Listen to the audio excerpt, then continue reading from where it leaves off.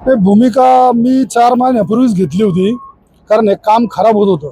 मग आम्ही सगळे पदाधिकाऱ्यांनी ठरवलं की बाबा इथं आंदोलन करायचं. पण काही पुढाऱ्यांनी सांगितलं, म्हणजे उदाहरणार्थ सुजयदादाचं नावच घेतो, ते काय म्हणले की 2 ठेकेदार पळून गेले, आता तुम्ही काय ॲक्शन घेऊ नका, काम होऊ द्या, मी चांगलं काम करून घेतो, तुम्ही काळजी करू नका. मग आम्ही एवढं त्यांना सांगितलं की तुम्ही फक्त चांगलं काम करा, आमचं काहीच दुमत नाही. नंतर 4 महिने गप्प बसलो. जो पाऊस पडला आणि त्याच्या पावसाच्या आधी जर पाहिलं, एक ठिकाणी पूल पडला, नवीन पूल, नवीन काम चालू झाले, ते त्यांनी परत खरडलं, ते खरडून पुन्हा काढून घेतलं. आता तुम्हाला सांगतो आमची मागणी काय होती. 4 महिन्यापूर्वीचे निवेदन आम्ही त्यांना दिलं की हा रस्ता आहे ना, याला फाउंडेशन नाही, याला 3 फूट जमिनीत खाली न्यायला पाहिजे. जमिनीत 3 फूट खाली नेऊन मग याच्यावर मुरुम खडी भरून हा वरती घ्यायला पाहिजे. त्यांनी तसं नाही केलं.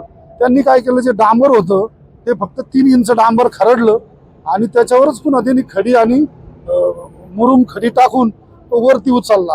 हा रस्ता कधीच टिकू शकत नाही, कारण याच्यापेक्षा अजून भयानक याची परिस्थिती होणार आहे. कारण आता पाऊस झाला, आपल्याकडं काय जोरात पाऊस नव्हता, 2-4 दिवसाचा थुईथुई पाऊस होता. त्या थुईथुई पावसात या रस्त्याची दानादिन झाली.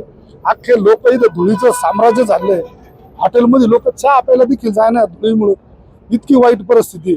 या ठेकेदारावर सदोष मनुष्यवधाचा गुन्हा दाखल झाला पाहिजे. यांनी रॉयल्टी भरली नाही, यांनी रॉयल्टी भरावं लागेल म्हणून त्यांनी काय केलं, क्वारीकडूनच घेतली नाही, दुसरीकडूनच बोगस खडी घेतली आणि ती रॉयल्टी वाचवण्यासाठी अक्षरशः एकदम निष्कृत दर्जाची खडी या कामासाठी वापरलेली. त्यांना वारंवार सांगून सुद्धा आज ते अधिकारी येणार होते. आता मी वाबळे साहेबांशी बोललो फोनवर, त्यांचे अधिकारी आज येणार होते 4:30-5 वाजता. त्यांनी फोन घ्यायचा बंद केला, अक्षरशः ते इथून निघून गेले.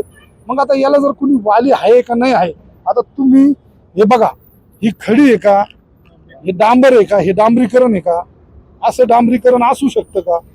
ही खडी एवढी बोगस आहे का? ही टाकताना एवढी नव्हती, ही टाकताना एवढी होती, ती पाणी जाऊन एवढी झालेली आहे.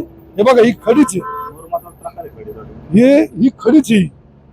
आणि अशा पद्धतीचं जर काम झालं, बरं या ठेकेदारांनी काम केलं, वरती रिपोर्ट देतो की 60% काम झालेलं आहे. माझ्या माहितीप्रमाणे 60 नाही 90% काम झालं असं धरू, पण अक्षरशः बोगस काम झालं. एक ठोकाने पाऊस आला तर ह्या नगर मनमाड रस्त्यावर ट्रॅफिक जाणार नाही आणि येणार नाही. आतापर्यंत या रोडवर 200 करोड रुपये खर्च केले.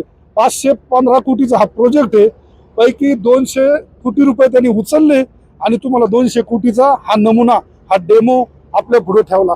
कारण साईबाबाच्या, शनी महाराजाच्या पावनभूमीतला हा रस्ता आहे. देशातलं 2 नंबरचं देवस्थान हे शिर्डी आहे. लोक जेव्हा इथे येतात त्याच्यानंतर ते शिंगणापूरला जातात. काय परिस्थिती असेल, काय म्हणत असतील. आणि एवढं मोठं देवस्थान बाकीकडे देशात मला वाटतं एवढा खराब रस्ता आणि एवढं बोगस काम हे कुठंच नसन. हे फक्त नगर मनमाड हायवेच आहे. साईड गटारमध्ये प्लॅस्टिकचे गज वापरले. मी आता दाखवलं, लात मारली ना तरी गटार पडून जाणार आहे. ही गटार बांधलीच कोणत्या करणीसाठी? त्यावेळेस गटारीला विरोध आम्ही केला होता, तर ते म्हणले नाही नाही असंच गटार पाहिजे, असंच करणार, हेच आमचं डेमो आहे. खऱ्या अर्थाने गटार असं पाहिजे की त्याला जाळी पाहिजे, गटार अंडरग्राऊंड पाहिजे. त्या जाळीवर पाणी गेलं, पण अरे गिरमिटमीन पाणी भोक्षे पाडतात त्याला, त्या या गटारीला, आणि त्याच्यातून पाणी जाण्यासाठी एवढं इशारा. मोठं आंदोलन करणार, मोठं जन आंदोलन येत्या 4-5 दिवसात करणार. आज सध्या मी आंदोलनाची तारीख तुम्हाला देत नाही. काम क्वालिटी झालं पाहिजे, हे तुरंत दुरुस्त झालं पाहिजे. आता त्यांनी जिथं जिथं उकरून ठेवलं आधी ते दुरुस्त केलं पाहिजे, त्याच्यानंतर त्यांनी पुढचं काम केलं पाहिजे. आता त्यांनी इतकं काय करतात मनमानी. हो, पूल पाडा, लगेच डायव्हर्शन काढून दिलं, पूल तसाच. ही काय पद्धती? याला कुणी वाली आहे का नाही तेच कळत नाही. हो, मी आजी माझी खासदारांना सुद्धा आंदोलनाला बोलावणार आहे.